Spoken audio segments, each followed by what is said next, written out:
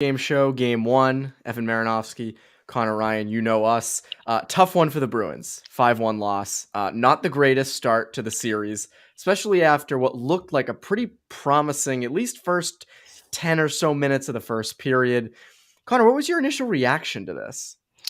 Yeah, I think probably the first thing that sticks out to me is just the fact that it was a missed opportunity to kind of land a haymaker against this Carolina team. I think when we look back at the previews that we talked about on Poke the Bear and Bruins Beat, we mentioned that this was a good opportunity for the Bruins to kind of get out to an early advantage against this Carolina team, especially when you don't really know what the deal is with Freddie Anderson and who's going to be a net for them. So we got a guy like Antti Ranta who first postseason start didn't really know what to expect from him. Had some chances early. When you look at the first, as you said, 5 to 10 minutes of that game, where Ranta had quite a few second chance opportunities there.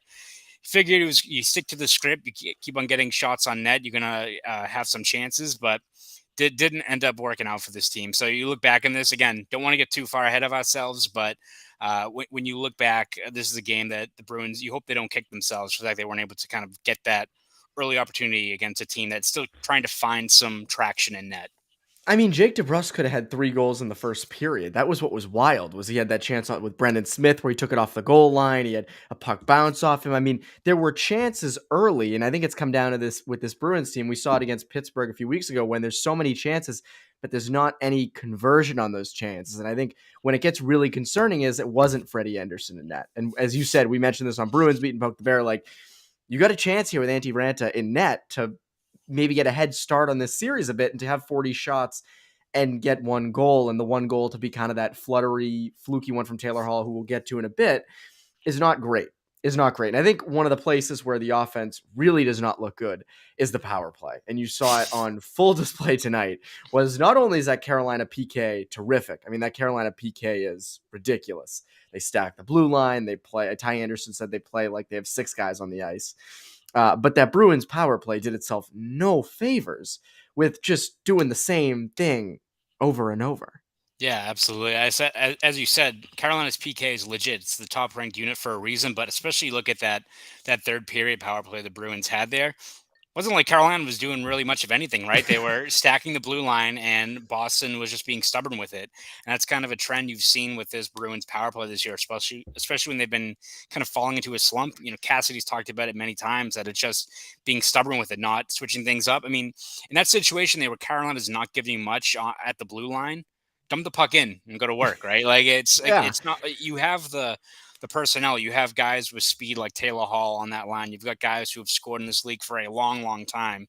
Dump the puck in, go to work, and generate your chances there because you keep on sticking to the script against a Carolina PK that is pretty legit and especially has the firepower to go down the other end of the ice and make you pay in that regard. You got to switch things up there. So if they're not giving you much, you have to adapt because keep on running into a brick wall at the blue line isn't going to get you very far in this series.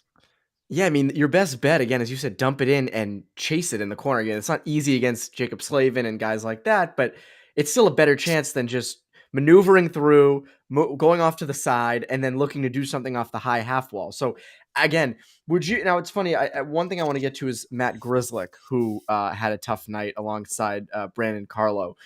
But do you think they need to make the move to Matt Grzelcyk on the power play? I'd mentioned this on Poke the Bear. Do you think that they need to go to him now?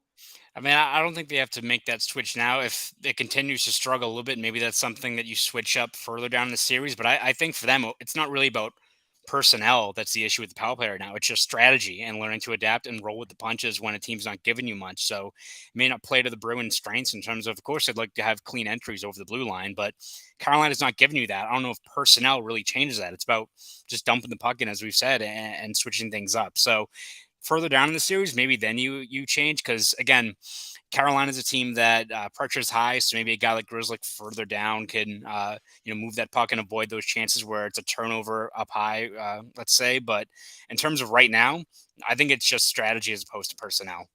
Yeah, no, I mean, again, and McAvoy, by the way, had a pretty solid game in game one. So, I mean, it's not, and it wasn't really him. And you mentioned it was just those dump-ins that kind of continued to plague them on the power play. One thing I do want to get to, and I mentioned Grizzly, tough pinch on that third goal, which was the backbreaker. Again, like Yeah. I mean, you look at, it's funny because, and someone tweeted this at me. the game obviously could have went a lot of different ways, as any hockey game can. But there were a lot of missed chances early in the game for the Bruins. But there was also, they score that goal to make it 2-1. There's some hope. Taylor Hall goes down and immediately hits the post again. Then Taylor Hall comes down again, misses high over the net. Grzelcyk pinches. They go down the other way and score. Um, People are saying this is kind of a recurring thing for Grzelcyk. I don't know if that's really the case. I mean, it was kind of just one stupid mistake. And then Carlo kind of misses the pass. Who was the third? Who was the first forward back on that? Was it Was it Smith? Bergeron or was it? Oh, It might have was been it, Smith. I think it was this. I have to look at it again, but Yeah, it was one it of was a them. complete. I mean, it was a complete breakdown at the worst possible time. When you look at just how the momentum was swinging in that game, when you had to feel good about how it was trending with Hall and that second line, seemed like they were generating some chances, and then to have a pinch like that, I mean, it's you can't do that against a team like Carolina that has layers and has the ability to do that quick strike counter rush. And I mean, it was a great pass, setting up that goal as well for them. So you just can't have those opportunities against a team like Carolina that thrive off of making offense out of good defense. Yeah, no, I mean it's again, and again, I think one of the things with Carolina that we've always focused on with them is they capitalize on mistakes so quickly, and they Yes. take your mistakes and they throw it back in your face so fast. Unlike some teams might not do that, and the Hurricanes are very very good at kind of making sure that that happens. And one thing you really can't have is some soft goals. And it felt like, again, that maybe the game was out of reach at that point, but the fourth goal off of Omark's head that bounced in. The second goal was a bit debatable. I don't know. I don't think Omark really saw it. The Niederreiter shot Yeah. for the second goal. Not totally sure he saw that. So the question that everyone's going to be asking, I think, over the next 2 days is, do you go to Jeremy Swayman in game two? And I think it's a really tough call because you can look at this game and you can say, well, they need a wake up call. They need, Olmark's numbers weren't amazing, but he did make some big saves. He did make some big saves, and it is only going into game two. Do you throw Jeremy Swayman out there for game two? I probably wouldn't in terms of just. I think you look at the way the momentum can swing in the series, and this is also the issue that we've talked about with the pros and cons of adopting kind of a goalie tandem and net in the postseason, where every single swing of momentum, every single play gets magnified over the span of a 7 game series. So you can make the argument that Swayman you could put in there and gives you a boost of momentum and locks it down, but if he struggles, which he wasn't really playing his best hockey over this final month of the season, if he struggles as well, and all of a sudden you go back to Boston down 2-0, then you're kind of in limbo, right? You're already, the momentum's not on your side down 2-0. And then, all right, are we sticking with Swayman? We going back to Allmark? Sorry, we, pulled you after 1 game, Linus, but we need you to stem the tide here in game 3 on home ice. It's one of those damn if you do, damn if you don't situations. So I I would probably stick with Olmark just for 1 game. Again, that Trocheck goal, not great. Again, it's kind of at that point, game was slowly kind of getting out of reach, but it's definitely a tough call though because again, you're juggling so many different things between the goalies, how they're kind of settling into a groove, and then you make a slip up. Again, you go back down to Boston in a serious hole. Yeah. No, I mean it's a big question, and I agree with you that Olmark I think should get another game. It's hard to kind of just keep pulling the goalies back and forth. It's like when Tom Brady used to get taken out like after a quarter with Brian Greasy back in the Michigan days. Another thing I want to talk about is the Jordan Stahl versus Patrice Bergeron matchup. This was one matchup we kind of had circled. We figured that when the game was in Carolina, that Rod Brindamore would try to go for the matchup of Stahl versus Bergeron. I think when they're back at the Garden, I think it'll be Bergeron versus Aho, which is a much favorable matchup for Bergeron. Um, I don't think Bergeron played particularly bad. I don't think he played particularly good either, that line. It just felt like they didn't do a heck of a lot after a few of those early chances. And again, Jordan Stahl got wrecked by McAvoy to start the game, which is very tough because that would happen to him back in the bubble. How does a guy, not how, because obviously Patrice Bergeron's Patrice Bergeron. But do you see this sort of matchup? Because this is a matchup that you're going to have to deal with in Carolina for 4 of the 7 games. If it goes 7 games, how do you fix that? How do you make sure that if you're the Bergeron line, how do you get around that? Well, I mean, for them, it's just sticking to kind of the game plan you saw earlier in that game, where it's just kind of more or less putting pucks on net, and especially if it's a guy like Ronta in there, the chances are going to be there for let's say a guy like DeBrus. But that being said, it's also incumbent on, I think, the rest of your lineup and your secondary scoring to alleviate that pressure because Rod Brind'Amour knows he's got probably a pretty favorable matchup there, at least to break even if he sticks with that stall line on Bergeron. So then it falls on the hollow line, falls on the coil line, which was dreadful tonight. The third line didn't give you Yeah. really much in that game either, which you desperately needed. But it's easier said than done, though, right? Because you've got Stahl on Bergeron, but also you look at how Brind'Amour kind of matches it up. He then puts probably his best defensive pairing with Jacob Slavin, who's probably one of the more underrated defensemen in the league, on Oh, Hall, yes. Pasternak, and Hall as well. So they have the depth there to make things very difficult in terms of just what those hard matchups are going to be. So it's for, I think, just kind of doesn't depend on what the line is, but it's about keeping things simple and just getting pucks on net and crashing the net, especially because Carolina is very good at clearing out those rebounds and avoiding those dangerous second chance opportunities. But whether just sticking guys down low or just getting more offense out of, let's say, the coil line, it's got to be kind of the best way in terms of getting past this kind of matchup that you got out there right now. Carolina is the perfect team, and they play the perfect way to make up for Antti Ranta in net. The rebounds, again, you saw it early in the game, you saw it later. He'd make the first save, but the rebound, and kind of didn't know where it went. This is the team. Jacob Slavin, guys in front of him like that. That's who helps get the puck and steer it clear. And as we kind of come to a close here, the big question, aside from the goaltending, everyone's going to say, is this series over or not? I'm going to say it's not. I don't think it's over. It was one game. And I think this is one thing that, people live in the moment, and I get it. We're all for the moment. But Evan, everyone kind of looks. you didn't hear the Maple Leafs are winning the cup. No, It's one that night is in. true. Yeah. Yes, they Game won one. game one. They won the cup. They've won the first game. They're not playing the Bruins in the first round. They're playing the Lightning. They've won game one. Done. They've won. They're winning the whole Stanley Cup. But it's one game. And that's why I don't see any real lineup changes to make. And I mean, if you want to move Trent Frederick off the third line, but again, I think there was, that line worked during the regular season for portions. I don't think you pull the plug after one game. There was nothing on D that, you can say Grzelcyk didn't play great, but who are you replacing with? Who are you replacing Grzelcyk with? You're not taking him out of the lineup.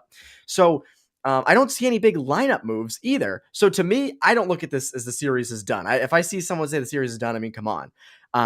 There's still many games left. Now, again, if that was game 3 and this series was 3-0, different answer. But from what I saw tonight in game 1, I can't sit here and say it's done. I think this series is still going to go 7 games. Yeah, no, I agree. I think this is going to be a long haul series, and it's against two teams that you look at the way just Carolina's built, and we've talked about just the matchups and the depth they have. It's going to be tough. There's not really one set blueprint in terms of how you get the better of this team. I think it's going to be a lot of back and forth, a lot of momentum shifts, and when you look at the way Bruins are constructed, especially in net, it's going to be, I think, every game, whether it's a win or a loss, where you're going to be, I think, toggling and weighing what's kind of the best move into the next game. So yeah, I think this one definitely is going to go the distance, and it's going to be a slog either way. You looked at just how many hits there were in this game. I imagine that's going to continue for this entire series. It's going to be a pretty contentious 6-7 game series.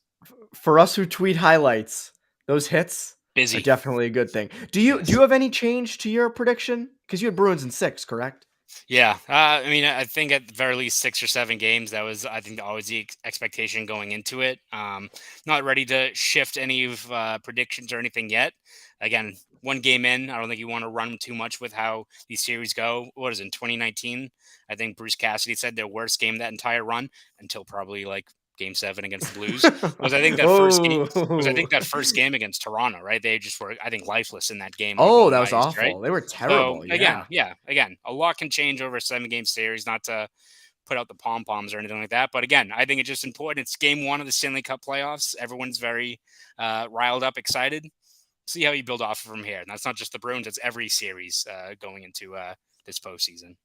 And I will match your pom-poms. I remember after game 1 of the Cup final in 2019 when they beat the Blues, I think it was like 4-2. There were I was walking to the ice with a bunch of media people, and they were all like, "Oh, Bruins have won this series. Bruins are going to win the Cup." And I remember being like, guys, one game. It's one game. And Okay, the series just ended after Game 6. It was weird, that Stanley Cup. Just they Yeah, it's stopped very playing. odd. They just stopped. Yeah, it Odd. was- I don't know what happened there. But anyways, we will continue to have coverage for you throughout this series. What can the people look forward from you, Connor, over at Boston Sports Journal? Yeah, we're going to have our regular daily content. We'll have game reports, columns, features, video breakdowns. Maybe we'll take a look at that dreadful Bruins power play, which might be the shortest column ever of just like, yeah, this sucked. This was terrible. Carolina didn't really have to do too much 5 there. But words. exactly. Yeah, it's a very, very brief recap there. But we'll have all that stuff over at BSJ. So please subscribe at bostonsportsjournal.com. Want to follow me on Twitter? You can do that at ConorRyan_93. Go do all that. And that is Game 1. Not great, but things look to be potentially, maybe, getting better in the series. We'll be here. That's Connor. I'm Evan.